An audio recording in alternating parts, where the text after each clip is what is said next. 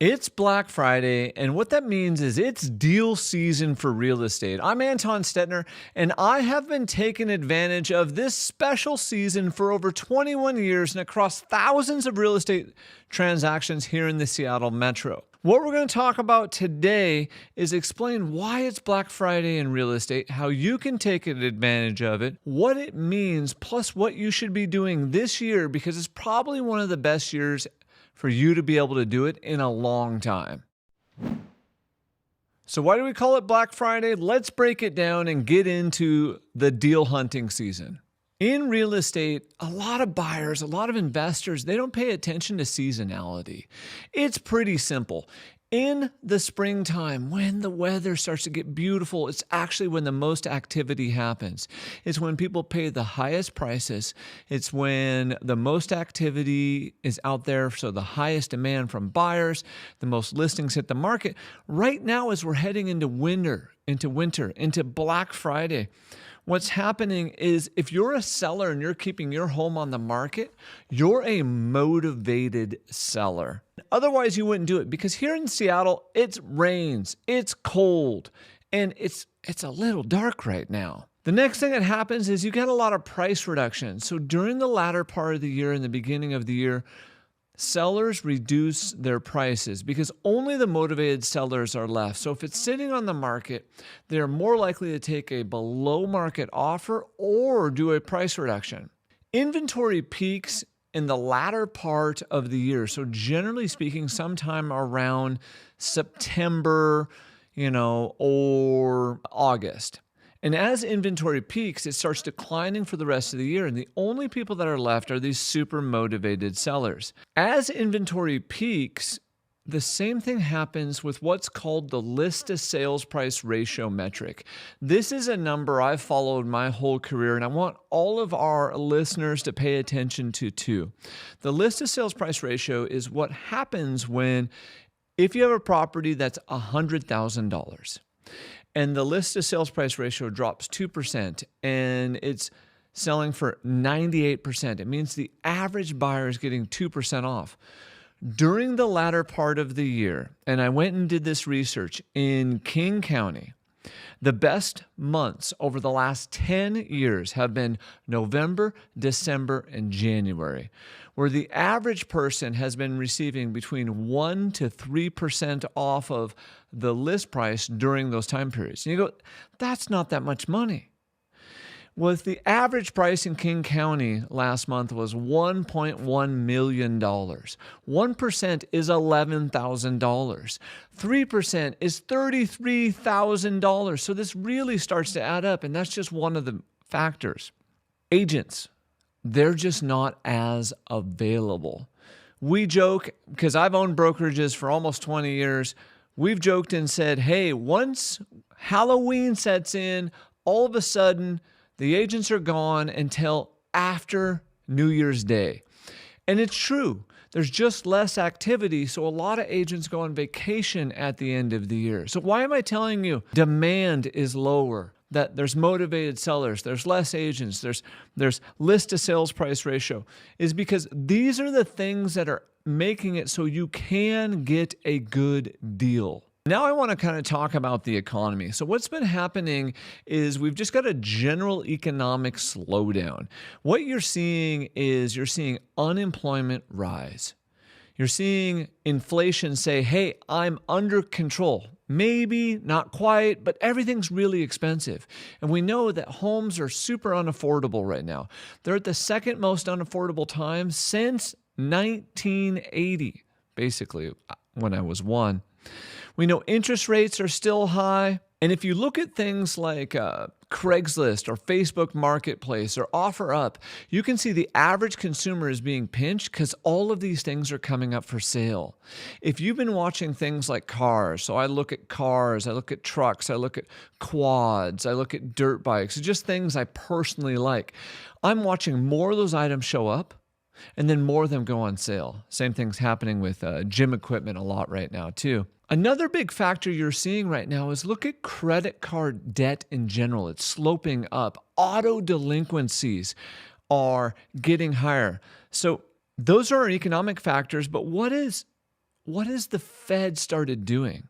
The Fed has started cutting rates. And once the Fed starts cutting rates, that puts us in a rate cutting cycle.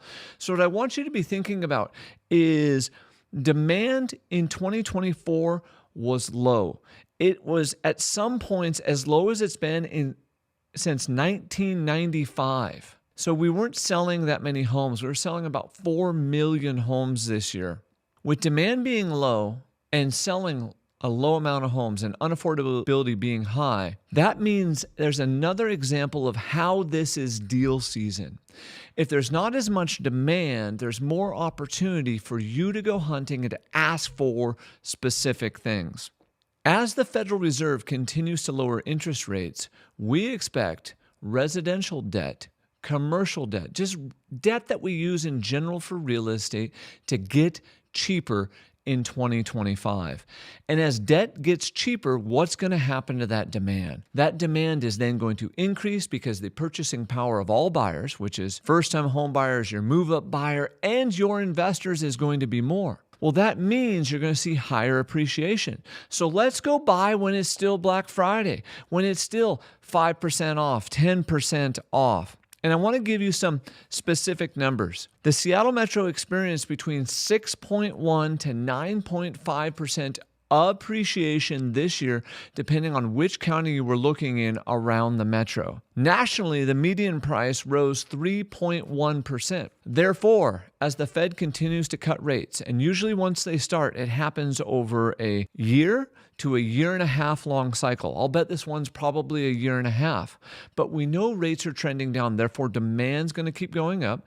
Therefore, expect the numbers in the Seattle Metro to be higher next year and the numbers nationally to be higher. Let's talk about the impact of the presidential election. So a presidential election comes in like a freight train and it just hits a wall and the real estate market stops.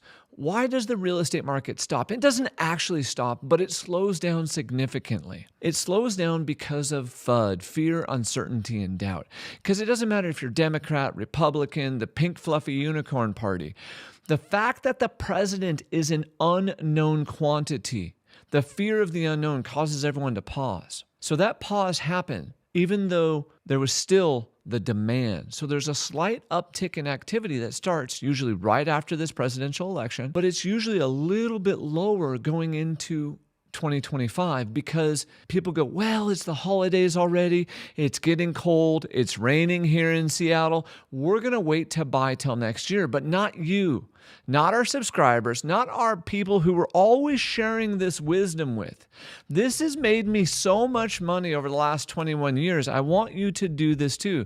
So click the subscribe button so you can be on this journey with us. As we're sitting there thinking about it, we go, the president is thinking, what? Where did he make his money? The new president is Donald Trump. We know he made his money in real estate.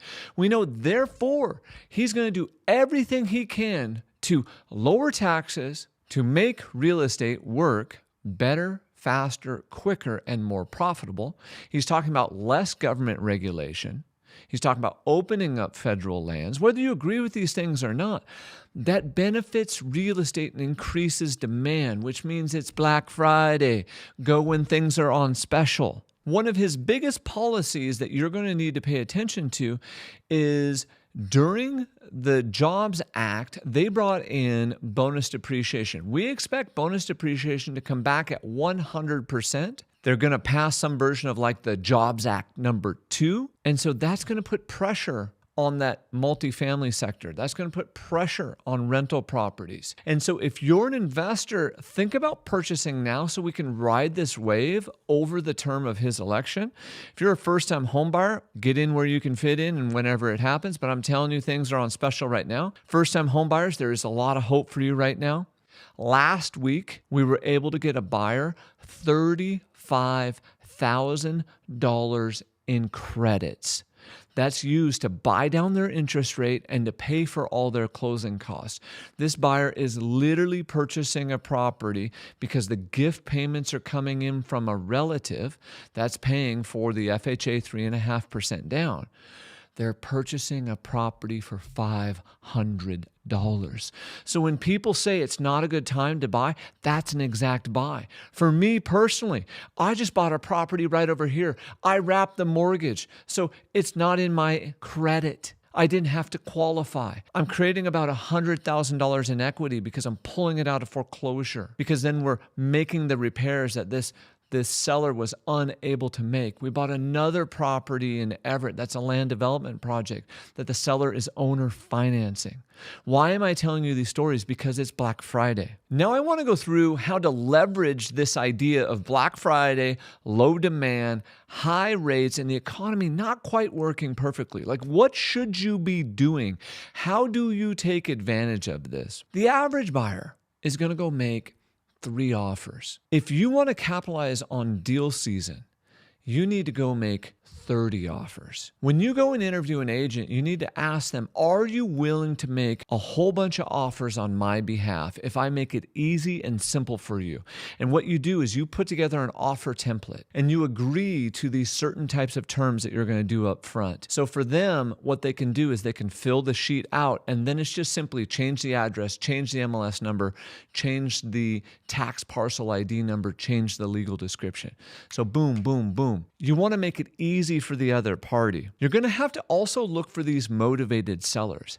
How can I target motivated sellers? What should I be doing to find motivated sellers? What are indications of motivation on behalf of the seller? We've talked about that in a lot of other videos, so our subscribers know what we're talking about. If not, drop some questions below. We're happy to answer them. This is also a weird time where, because it's winter, it's cold out, and because we're looking for motivated sellers and we're looking for the best Black Friday deals possible, I actually need you to slow down. I need you to have conversations with agents and wholesalers and all these people, and I need you to ask more questions, more open-ended questions that are about them, that are about Ford, family, occupation, recreation, dreams, that are about their goals, why they're selling, about their price, timing, and motivation. Your goal is to figure out what their problem is and how your offer is the solution to their problem. We're looking for people who have to sell, not the ones who just want to sell, the motivated seller. I need you to negotiate more aggressively. If we're negotiating more aggressively, we're going to get better deals. What's interesting, in the last 20 years, I'm not sure what's happening culturally to us, but I would tell you that the buyer is more afraid to ask for things today. Let's say the average transaction goes back and forth 3 times. Today in Black Friday, I need you to go back and forth 5 times, 6 times, 10 times. I need you to negotiate strongly over each position and each term of the deal. I need you to consider requesting closing costs, rate buy downs, extended timelines, owner financing, lease backs, rent backs, bills paid at escrow. We just got the seller to pay to put a brand new roof on the property for one of our investors at escrow, chosen by the buyer. In other words, the buyer picked out the contractor, they got the bids, and the seller's paying for a brand new roof on this property. Stuff like this only happens today. Here in the Seattle Metro, we are massively behind on housing. So when I'm telling you someone's getting a deal, it's only because it's this time of the year. Investors, side note, this time of the year is when you can make deals that you could be doing a quick flip on, that you could be doing a quick turn and burn, something that's not going to take you 6 months or 10 months to do. And if I'm buying it now, I'm then selling it in the peak in March, April, May, or June when the market's super hot. And if the Seattle Metro does this year what it did last year, and let's just say I could get 10% off the purchase price. Let's say the purchase price is $600,000, got 10% off. So I bought it for $540,000. And I did a little bit of work to it, which increased its value by 10%. And then the market shot up like it did last year, between 6 to 10% in the spring. That means I've just created anywhere between a 10 to a 15% margin for me to just clip right off of it because of Black Friday. A lot of timelines can be really flexible, and I think people aren't asking for flexible timelines enough. Let me give you an example. If you were to ask for the inspection period, and the inspection period is normally 5 days, 10 days, what if you ask for 20? Because it's cold, it's winter, it's the holiday season. If they don't have any offers, they might be more willing to give you time, which would allow you to go get bids, which would allow you to do your research, which would allow you to go find the financing and funding necessary. Also, during times like this, I want you to seriously consider using your earnest money as a weapon. See, when I was raised by vultures in the early 2000s, all I did was work for builders, developers, investors, and we used earnest monies like weapons. And let me explain what I mean. In earnest money, that's your show of good faith. That's the deposit you give them. But what if you're going to get an extra $5,000 or $10,000 off of the purchase price because you're willing to give a portion of the earnest money to the seller? Would you be willing to bet? So let me give you an example. We're buying a $500,000 house that needs repairs that we're going to flip.